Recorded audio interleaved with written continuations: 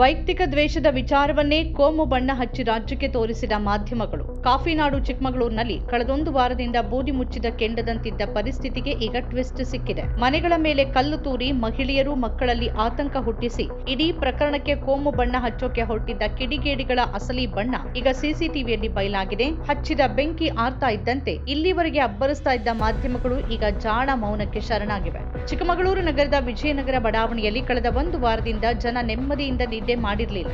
ಮಧ್ಯಾಹ್ನ ರಾತ್ರಿ ಅಂದೇ ಮನೆಗಳ ಮೇಲೆ ಕಲ್ಲುಗಳು ಬೀಳ್ತಿದ್ವು. ಕಲ್ಲೆಸ್ತೋರು ಯಾರು, ಯಾಕಾಗಿ ಎಸೆತಿದ್ದಾರೆ ಅನ್ನೋದು ನಿಗೂಢವಾಗಿತ್ತು.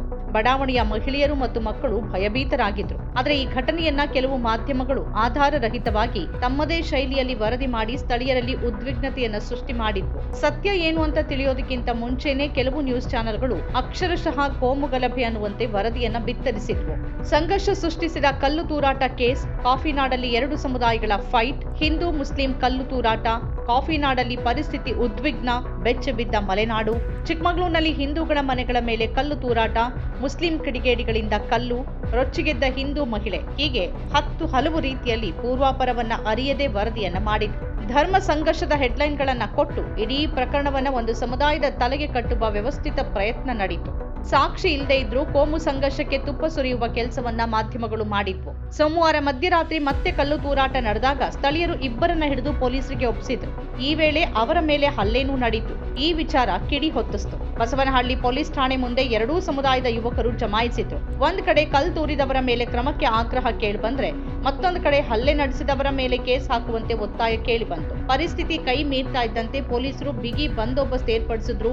ಇಡೀ ನಗರವೇ ಆತಂಕಕ್ಕೆ ಸಿಲುಕಿತ್ತು. ಆದ್ರೆ ಯಾವಾಗ ಪೊಲೀಸರು ಸಿಸಿಟಿವಿ ದೃಶ್ಯಾವಳಿಗಳನ್ನ ಜಾಲಾಡಿದ್ರೋ ಆಗ ಇಡೀ ಪ್ರಕರಣದ ನೈಜ ಬಣ್ಣ ಬದಲಾಯಿತು. ಅಲ್ಪಸಂಖ್ಯಾತ ಸಮುದಾಯದ ಮೇಲೆ ಗೂಬೆ ಕೂಡಿಸೋಕೆ ಯತ್ನಿಸಿದವರಿಗೆ ಮುಖಭಂಗ ಆಯಿತು.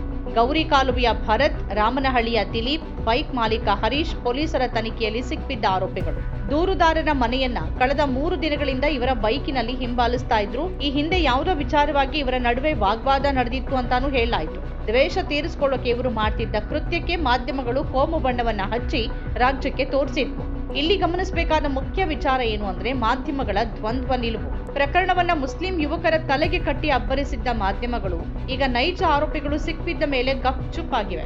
ಹಚ್ಚಿದ ಬೆಂಕಿಯನ್ನ ತಣಿಸುವ ಜವಾಬ್ದಾರಿ ಇಲ್ಲದ ಮಾಧ್ಯಮಗಳು ಈಗ ಸತ್ಯವನ್ನ ಜನರ ಮುಂದೆ ಇಡೋಕೆ ಹಿಂದೇಟ್ ಹಾಕ್ತಿವೆ. ಸದ್ಯ ಪೊಲೀಸರು ಕಲ್ಲು ತೂರಾಟ, ಹಲ್ಲೆ ಮತ್ತು ಶಾಂತಿ ಭಂಗದ ಅಡಿಯಲ್ಲಿ ಪ್ರಕರಣವನ್ನ ದಾಖಲಿಸಿಕೊಂಡು 3ರನ್ನ ಅರೆಸ್ಟ್ ಮಾಡಿದ್ದಾರೆ. ನಮ್ಮ ಕಾರ್ಯಕ್ರಮಗಳನ್ನ ನೀವು ನೋಡ್ತಾ ಇದ್ರೆ ನಮ್ಮ ಚಾನೆಲ್ ಅನ್ನ ಸಬ್ಸ್ಕ್ರೈಬ್ ಮಾಡಿ, ಪಕ್ಕದ ಬೆಲ್ ಐಕಾನ್ ಒತ್ತಿ ನಮ್ಮನ್ನ ಬೆಂಬಲಿಸಿ.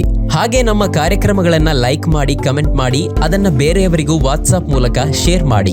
ನೀವು ಹೀಗೆ ಮಾಡಿದಾಗ ನಮ್ಮ ಚಾನೆಲ್ ಮತ್ತಷ್ಟು ಜನರಿಗೆ ತಲುಪಲು ನೀವು ನಮ್ಮೊಂದಿಗೆ ಸಹಕರಿಸಿದ ಹಾಗಾಗುತ್ತೆ.